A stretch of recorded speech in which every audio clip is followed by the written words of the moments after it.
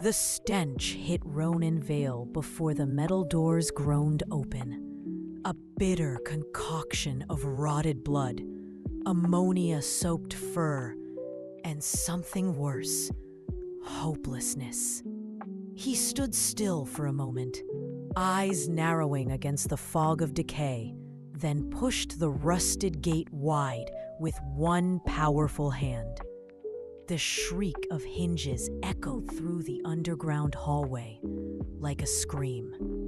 Behind him, his elite enforcers fanned out in practiced formation.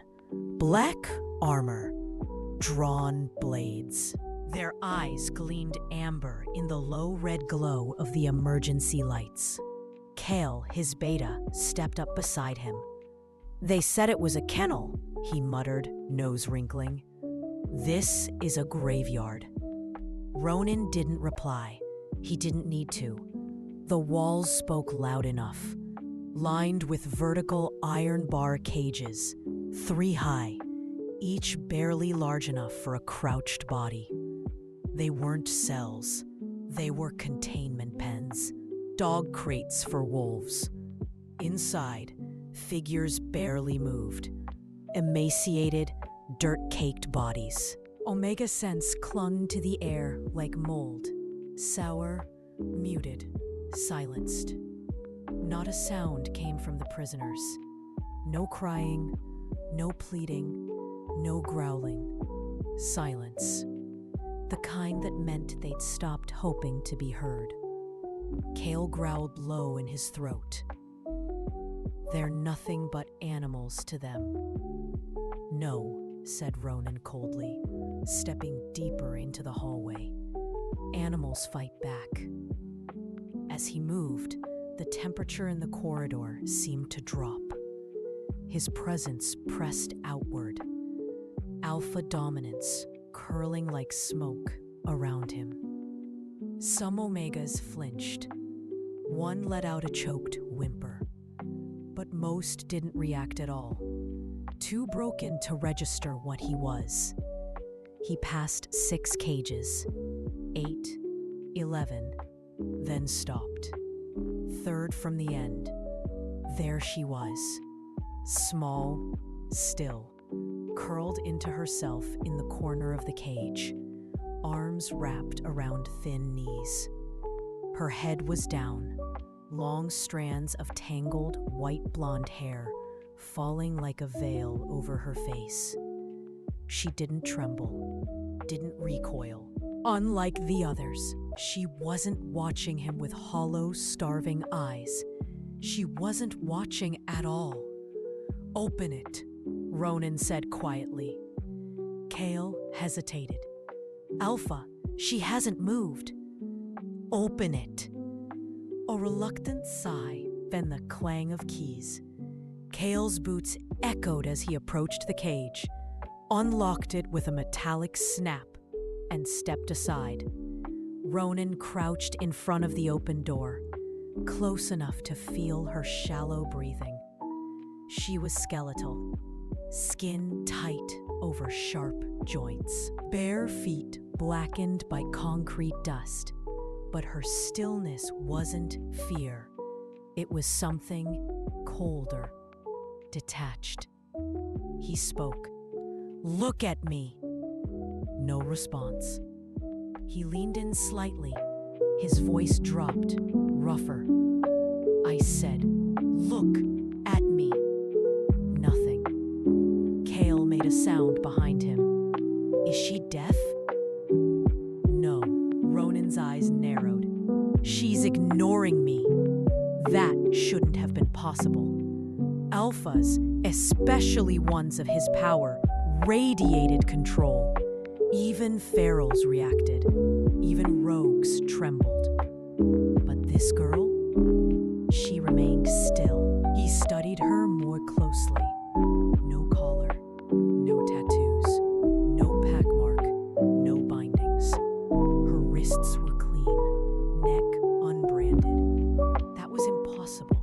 Every Omega here bore the mark of their captors, but not her.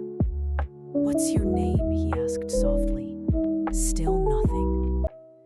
reached forward and gently wrapped his fingers around her wrist. That's when it hit him. A soundless explosion in his skull, like a pressure drop. His wolf, silent for years since the war, surged upward with a force that stole his breath. "She's ours." The voice wasn't his own. It belonged to the part of him he'd buried. The ancient beast that had gone mute after the slaughter at Hollow Gorge. He staggered back, eyes flaring gold, chest heaving. The cage blurred for a moment. Kale was suddenly in front of him, hand on his arm. "Alpha, what happened?" Ronan didn't speak, couldn't. His wolf was awake, and it was raging for her. In the silence that followed, her head tilted the slightest degree, enough for her eyes to meet his through the tangle of hair. They were almost colorless. Not silver, not blue, not gray, just pale. Like all the life had been drained, but not the soul. Because in those eyes, he didn't see death. He saw waiting, and something ancient, something wild. Ronan didn't speak for a long time. The enforcers waited, the tension thickening like mist. Then, slowly, he stood. "Wrap her," he ordered, voice hoarse. Kale blinked. "She's unconscious." "She's not," Ronan snapped. "She's listening, and she's freezing." Kale glanced once at the girl, then pulled a thick black cloak from his shoulder and moved forward, slow and cautious. As he reached toward her, she recoiled, but not in fear. Her movements were sharp, controlled, like a cornered predator assessing threat. Still, she didn't fight when he draped the... Ronan turned, barking to the others. "Clear the corridor. We're leaving." "You're not bringing her back to Ironwood, are you?" Kale asked under his breath as they walked. "The council." "She's coming with us," Ronan said. "Final. Absolute. No matter what they say." As the team moved back through the concrete hall, several of the caged Omegas lifted their heads. For the first time, eyes sparked, because they saw something impossible. One of their own was leaving, not in chains, not in a body bag, carried in the Alpha's cloak. Outside, the snow was falling in thin, lashing sheets. The northern wind howled like an old spirit, dragging icy fingers through the treetops. Ronan's fleet of black jeeps waited behind the tree line, engines still running, lights off. Enforcers moved with trained precision, loading gear, covering tracks. Kale placed the girl gently in the back seat of the first vehicle. Ronan slid in beside her. As the convoy pulled away from the compound and onto the frozen ridge road, no one spoke. The engines rumbled like thunder across the ice-packed valley. Kale broke the silence first. "Ronan, that reaction in the cage, your wolf. I don't want to talk about it. But you felt the bond." Ronan didn't answer. Kale continued anyway. "Your eyes went gold. You staggered like you'd been punched in the chest. I've known you 15 years. I've seen you gut mercenaries barehanded without blinking. But you touched her, and your wolf lost its mind." "It was a reaction," Ronan muttered. "Not a bond." "You sure?" A pause. "I don't know," Ronan admitted. "But he did. Deep down, he knew. Something ancient had shifted. Something more primal than mating marks or pack vows. It was older than their laws. It was soul deep, and it terrified him. They arrived at Ironwood Fortress after nightfall. The gates creaked open, revealing the massive keep carved into the side of the mountain. High towers, sloped roofs, and torches flickering like stars along the outer wall. Warriors in obsidian leather paced the perimeter, longbows strapped across their backs, eyes sharp beneath the rising moon. Ronan stepped out, the cloak pulled tightly over the girl's limp form in his arms. His boots crunched in the snow. Several guards bowed their heads, then straightened with wide eyes when they realized what he carried. "South wing," Ronan commanded. "Should I alert the elders?" one asked cautiously. Ronan's gaze burned gold again. "No visitors, no counsel, no questions. Understood?" "Yes, Alpha." Inside, warm lanterns lit the hallways with a honeyed glow. Fire cracked in wall sconces. Stone floors were swept, polished.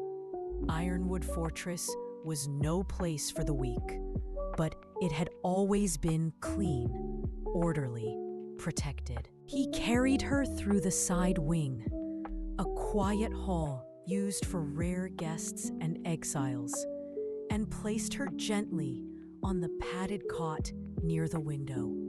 She didn't stir, still breathing, still pale, still silent. The fortress healer arrived moments later, her face pinched with unease. "She's stable, but malnourished, dehydrated. She'll need time." "She's mute?" Ronan asked. "Not exactly," the healer said. "She just won't speak, won't even look at me.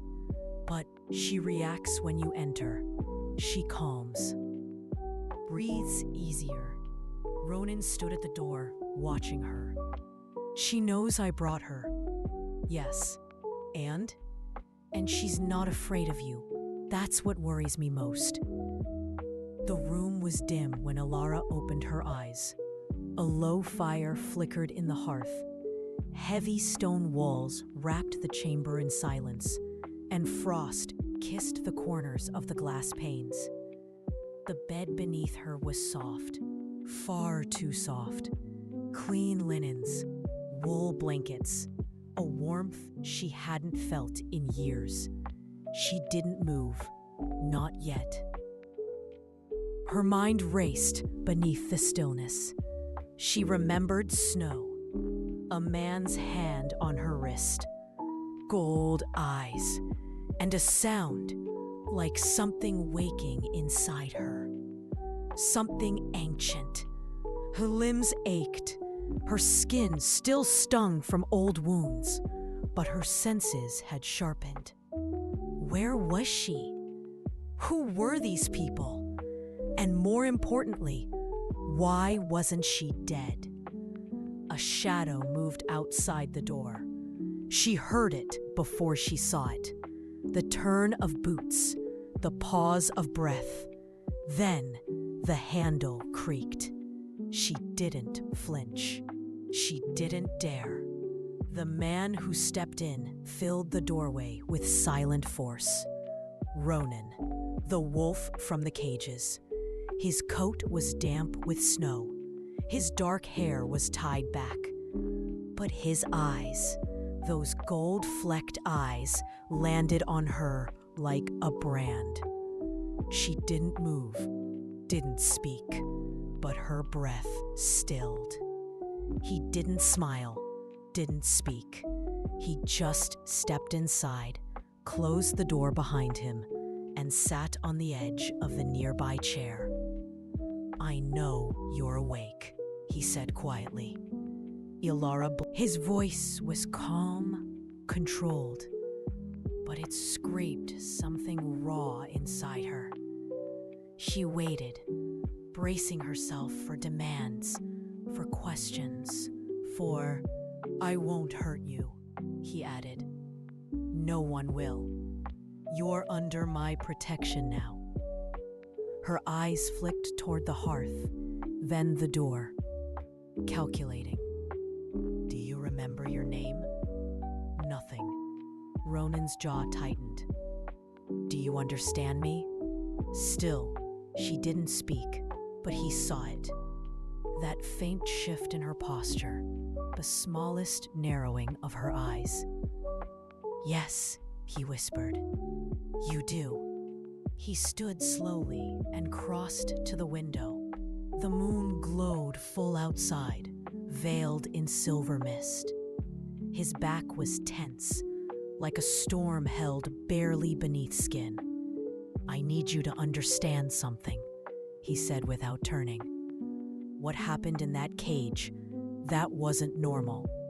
When I touched you, my wolf reacted." She flinched. It was so slight, he almost missed it. "Do you know what that means?" Her eyes finally lifted. For the first time, she looked directly at him. And Ronan felt it again, that same gut punch from the compound, that electric stillness, that overwhelming pull. "You're not like the others," he whispered. Elara's throat bobbed, but she said nothing. He took a step forward. "I don't know who you are. I don't know what was done to you. But I know this." He paused. "If the council finds out what I brought home, they'll try to take you, dissect you, or worse." Her fingers tightened in the blankets. "So if you want to survive," he said, lowering his voice, "you're going to have to trust me." Silence fell. Elara slowly turned her head toward the window. "I know what trust costs," she rasped, voice like cracked glass. "And I don't have any left to give." Ronan inhaled sharply. But despite her words, despite the warning in them, she hadn't pushed him away, hadn't screamed or begged or struck out. And when he stepped closer, she didn't move. "You don't have to trust me today," he said softly. "But don't, Ruh." She looked up again, and for just a breath of a second, their gazes locked in a silent tether neither of them could break. Not yet. Not anymore. Ronan stood outside the south wing chamber, his hands braced against the stone railing of the balcony. Snow drifted silently through the mountain air. The frost bit through his coat, but he barely felt it. Elara. That was her name.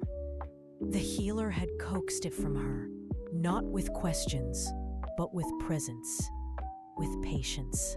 And Ronan had heard it spoken like a whisper through the hall, like an old spell being remembered. Elara. He said it to himself again and again, grounding himself in the sound. He couldn't explain what had happened in that cell. His wolf had been locked away, dormant since the war, since the council forced the suppression sigils on him. Years of silence, years of isolation from the part of himself that had once defined everything. And then one touch, and the beast roared back to life. Why her? He had spent the last 2 nights digging through old records, unsealing restricted archives, even consulting one of the remaining blood lexicons, arcane documents written in the old language of wolves. But none of it made sense. She had no markings, no bond sigils, no pack registration, no scent lineage, not even a traceable blood oath. It was as if she had been born in a shadow and raised by silence. Yet his wolf recognized her. More than recognized. It wanted her. He turned abruptly and stalked toward the East Tower, where Dren was waiting near the war room. The beta straightened as Ronan approached. Well, she gave her name. Elara, Ronan said flatly. Dren nodded, but his expression stayed cautious. The elders are asking questions. Too many. I expected as much. They want a report by full moon. If they find out she's unmarked and untethered, they won't, Ronan snapped. I sealed the records myself. No one accesses that wing without my signet. Dren lowered his voice. Ronan, she doesn't have the scent of any lineage. That's not just rare. That's impossible. I know. There are only two explanations. She was born rogue or created. Ronan's eyes sharpened. No one creates an Omega. That kind of power was outlawed centuries ago. Then explain her. Dren crossed his arms.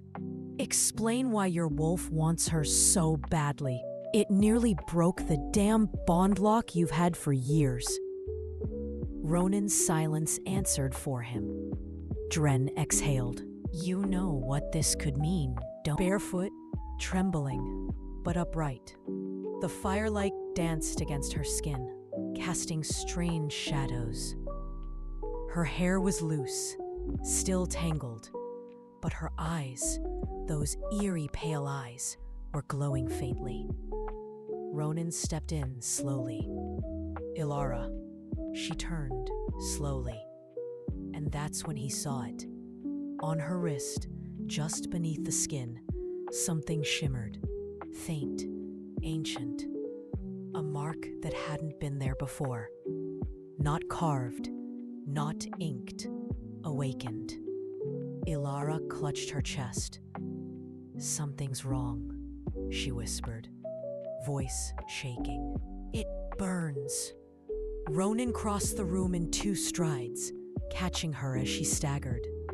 Her skin was on fire, not hot, burning with energy. His wolf surged again, but this time something else came with it, a memory. Not his, hers. A white room, a screaming child, shackles, blood. Ronan flinched, pulling away, but her hand gripped his. I remember now, Elara gasped. I wasn't born rogue. I was made. The candle beside them flickered. Far from Frost territory, the capital's obsidian tower pierced the clouds like a blade carved from shadow. Inside, the air shimmered with restraint, enchanted to muffle wolves' instincts, to suppress dominance, to keep order where none naturally existed. The Council of 13 convened. 12 figures sat cloaked behind their stone alcoves, arranged in a perfect ring, the 13th seat empty as it had been since the War of the Blood Moon. High Sieveric rose, thin fingers clutching a scroll sealed with broken red wax. His voice cut through the stillness like ice. There has been a breach in protocol. A recovered feral, female, Omega. No identification, no sigil, no history. A ripple of murmurs stirred the air. Omegas didn't just appear. They were registered from birth, bonded or bound. Another figure leaned forward, the gold of his collar marking him as Lord Myros, Alpha of the Eastern Flame. Myros's lip curled. Of course, Ronan Frost. He's never played by the rules. Varric's gaze didn't waver. He brought her in alive, unclaimed. But the records from the southern outlands have already been. altered. Tampered? Scrubbed, Varric said coldly. The girl's existence erased by someone with access to deep archives. And he placed her under private guard in the south wing. Lord Myrus stood. Then we call him forward. Make him account for the breach. Another counselor, Lady Severine, Alpha of the... Ronan stood by Elara's bedside as she slipped in and out of fevered sleep. The mark on her wrist was now fully visible, an ancient crest of entwined wolves circling a dying star. He'd seen it once before in a forbidding book locked beneath the archives. The crest of the first bond, said to belong to the line of wolves who walked before the split, before alphas and omegas, before packs and politics. Not legends, not anymore. Elara jolted awake, eyes blazing silver. "They're coming," she whispered. Ronan stepped forward. "Who?" But Elara was already rising, shaking, barefoot, still burning. She stared at him, voice eerily calm. "You weren't supposed to find me, Ronan. I was buried for a reason." He froze. "Who are you?" Her gaze darkened. "The council made me." And the mark on her wrist began to glow, brighter, burning, until every sigil seal within the castle walls trembled. The world around Elara flickered like candlelight. One moment she was in Ronan's room. The next, she was submerged in memory. Not her own, but implanted like a splinter in her soul. A sterile underground chamber. Silver floors. Cold light. Glass tanks lined the walls, each one filled with barely formed bodies suspended in glowing liquid. "Project Moirae," a voice echoed, deep, clinical, inhuman. Elara saw herself, younger, no older than 8, strapped to a table. Wires burrowed into her spine. Her wrists glowed faintly. Not natural light, but she ran barefoot through blood and fire, past the broken tanks and shattered masks. She didn't stop until she reached the woods. They wanted to make the perfect Omega. Her voice echoed within the memory. They made a weapon instead. Back in the Frost stronghold, Elara collapsed into Ronan's arms, body shivering as the last images faded from her mind. His heart thundered. "What did they do to you?" Her voice cracked like dry leaves. "I wasn't born. I was engineered." Before he could respond, the alarm bell rang. A scent sliced through the air, not of wolves, but something darker. Magic twisted with steel and death. Ronan stood instantly. "Get her out of this wing." Dren burst in, sword drawn. "Alpha, we have breach alarms on all southern borders. It's not a pack.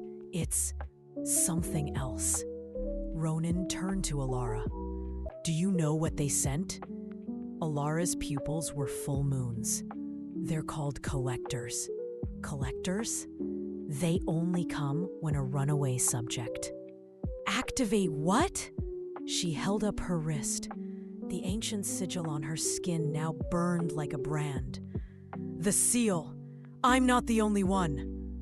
Outside, the Frost warriors assembled on the ramparts. Fog poured in unnaturally fast from the forest. Out of it stepped shapes, tall, cloaked with porcelain-white masks and scythe-like blades. They didn't run. They glided. One of the guards loosed an arrow. The creature caught it mid-air. Then it moved. Faster than any wolf. Faster than wind. Screams erupted. Steel met flesh. The sky filled with howls, not wolfish, but warped echoes of things that remembered wolves. Ronan pushed Elara behind him as they moved through a hidden corridor. You said there were others like you. How many? 7 were made. I was the only one who escaped. What happened to the others? They obeyed, she whispered, or they died. The frost fortress shook as the battle raged outside. Ronan and Elara reached the upper observatory, a circular tower lined with stained glass and old arcane symbols etched into stone, the highest point in the fortress.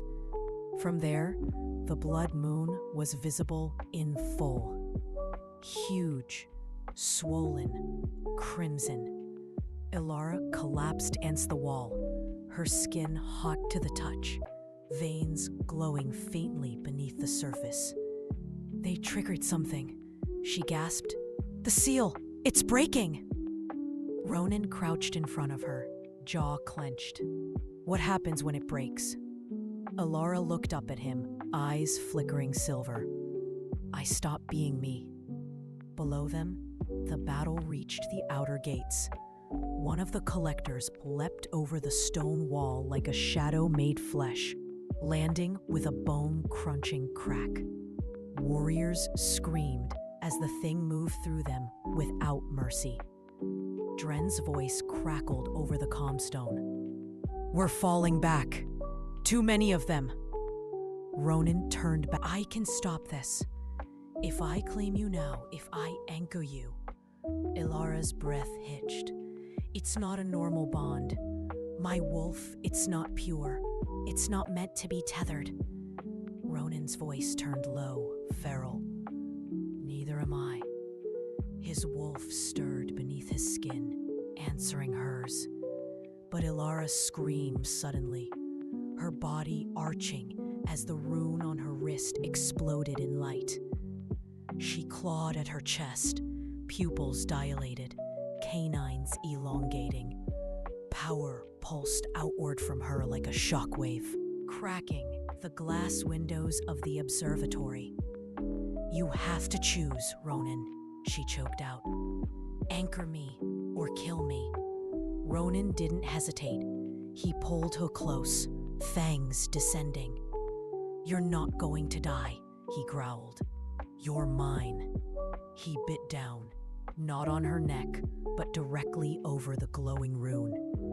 His teeth pierced the flesh, and his blood mingled with hers. The bond didn't just form, it erupted. A blinding flash engulfed them both. His wolf roared in triumph. Her power surged. The collectors froze mid-attack. One of them tilted its head, as if sensing the change in energy.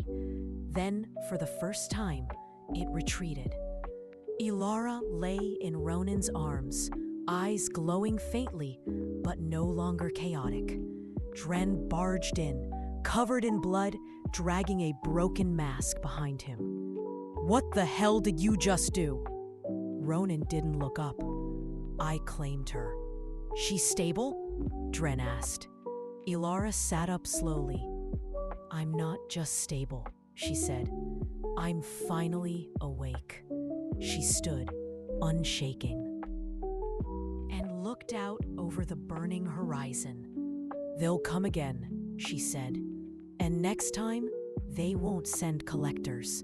They'll send my siblings. Ronan stepped beside her. Then we prepare for all of them. The next morning dawned blood red. Snow blanketed the frost territory, but the scent of ash lingered in the air. Ronan stood on the ramparts, cloak whipping in the wind, watching as the last of the collector bodies were burned in the outer fields. Behind him, Elara approached, silent as always, but no longer weak. Her steps had weight now, purpose. I remember more, she said quietly, standing beside him. The cell where they kept me, It wasn't just for containment. It was for preparation. Ronan glanced at her. Preparation? Elara's jaw clenched. They were trying to awaken something in me.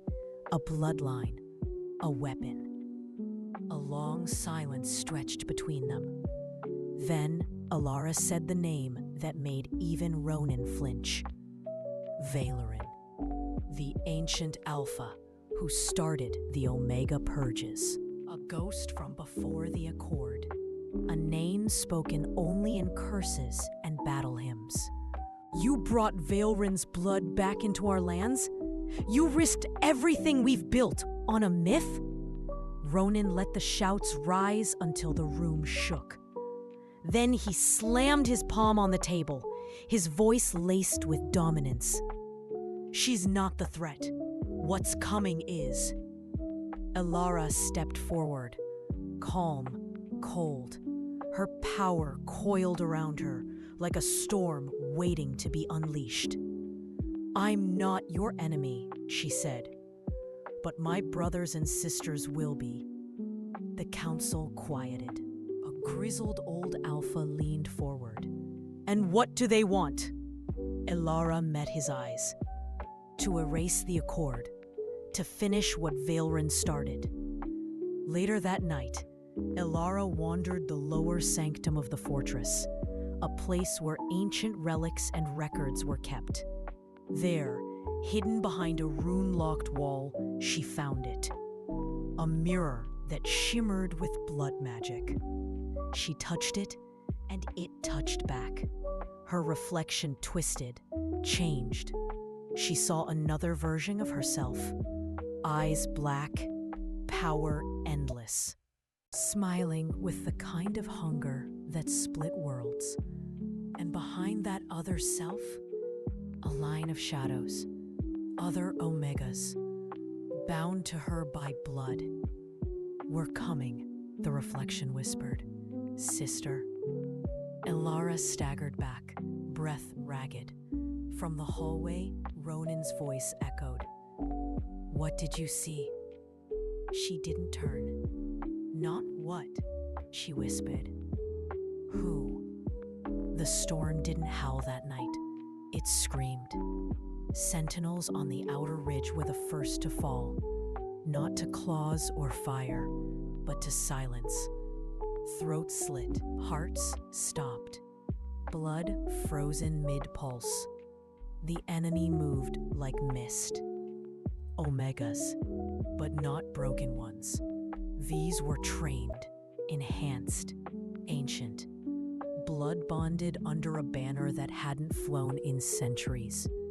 Valerin's sigil, a wolf with two heads, one crying, one devouring.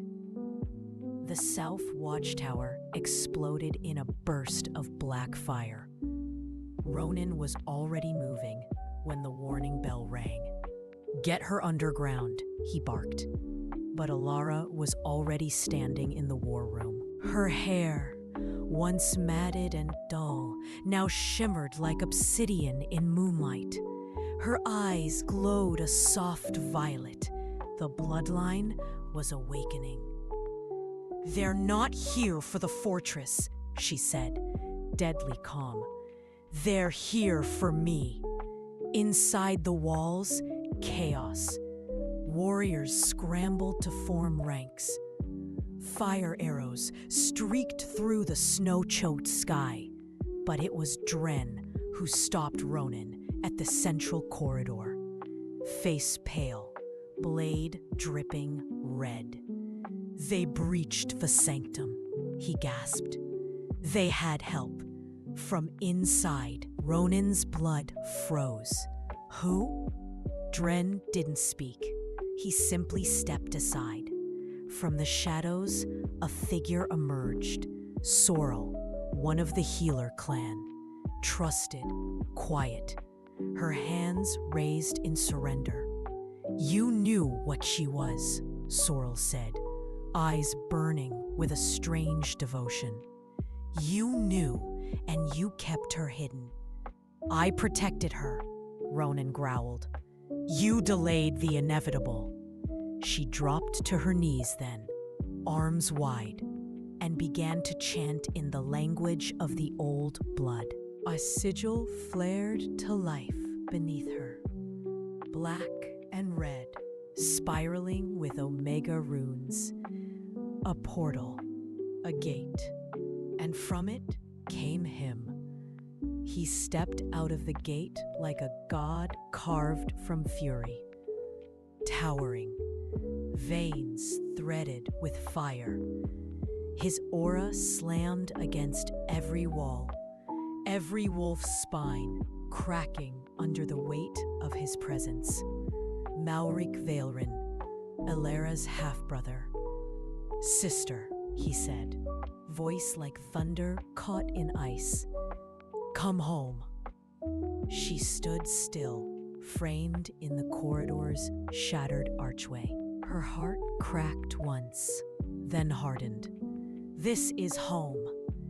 They kept you leashed, dosed, bound in silver and silence. And you turned others into weapons. He stepped closer. "We are gods, Elara. We don't kneel.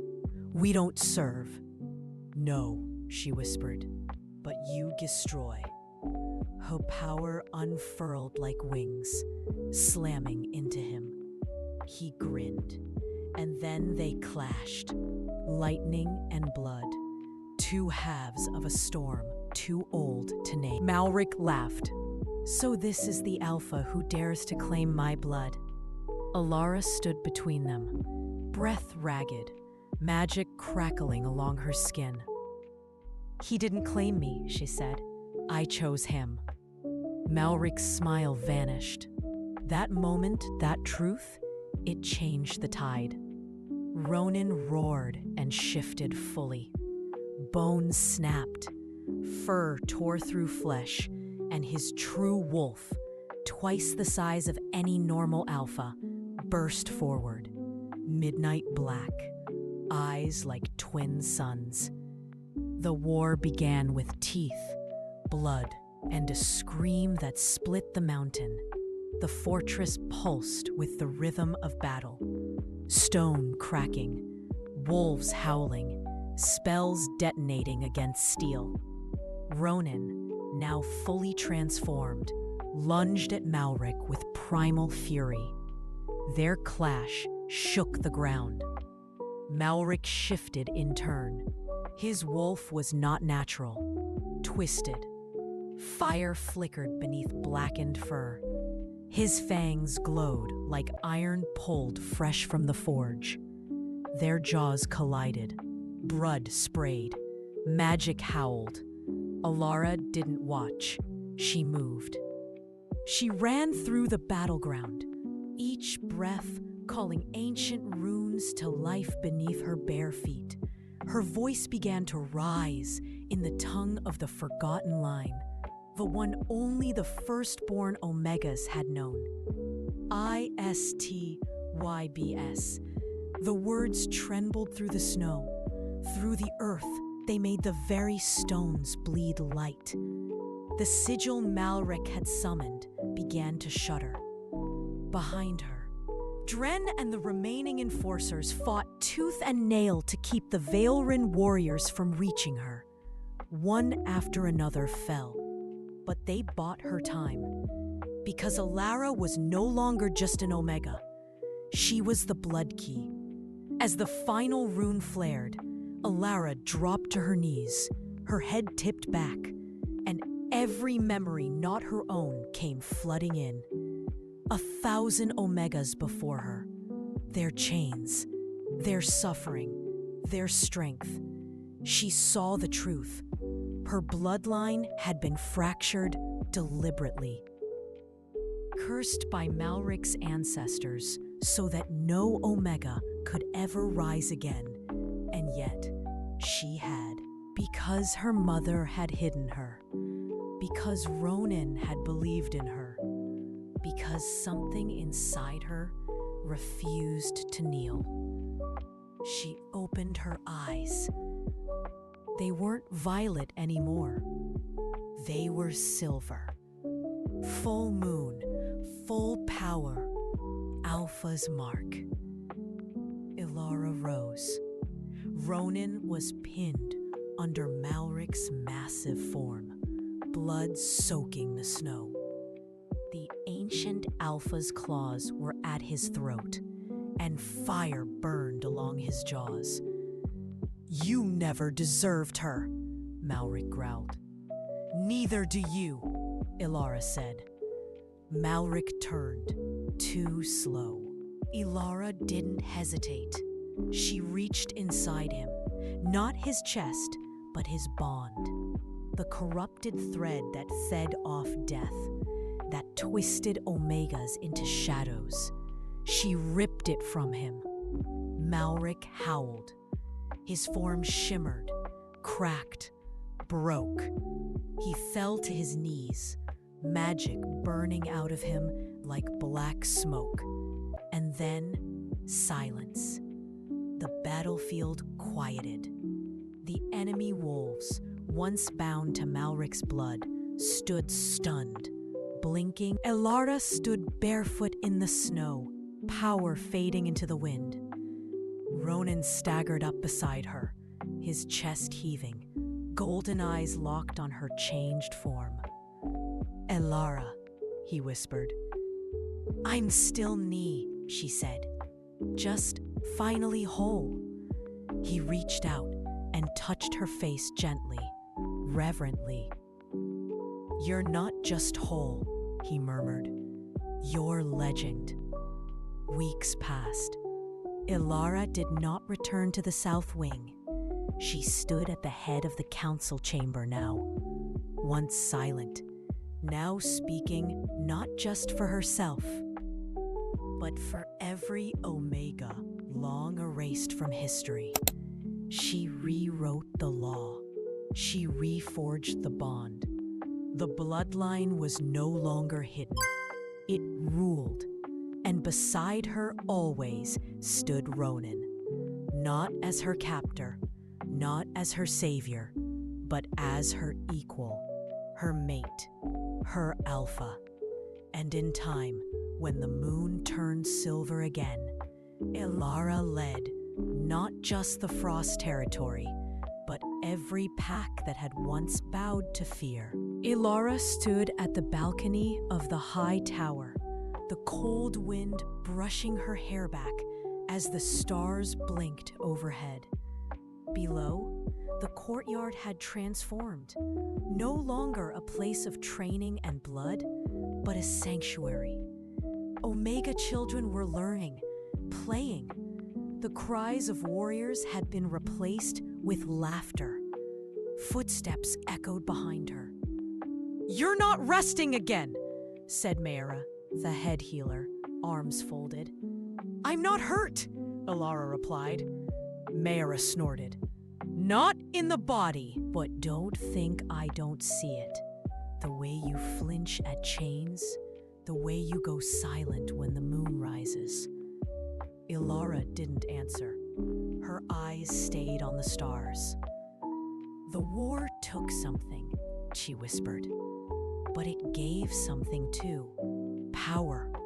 And the cost of power is memory." Mayra stepped beside her. "Then remember this too. Survival is sacred. You were never meant to just endure, Elara. You were meant to live." That night, Elara found Ronan in the old war hall. He was sharpening a blade. His movements were slow, thoughtful. He sensed her before she spoke. "I don't sleep well either," she admitted softly. He set the blade down and looked up. "You don't have to lie. I can feel your nightmares." She stepped closer, shadows flickering over her skin from the firelight. "I remember every cage, every name, every time I wanted to die." "But you didn't," he said, voice low. "No, because you looked at me like I was worth saving." Their eyes met. "You were always worth it." She kissed him then, Not because fate demanded it, not because the bond roared,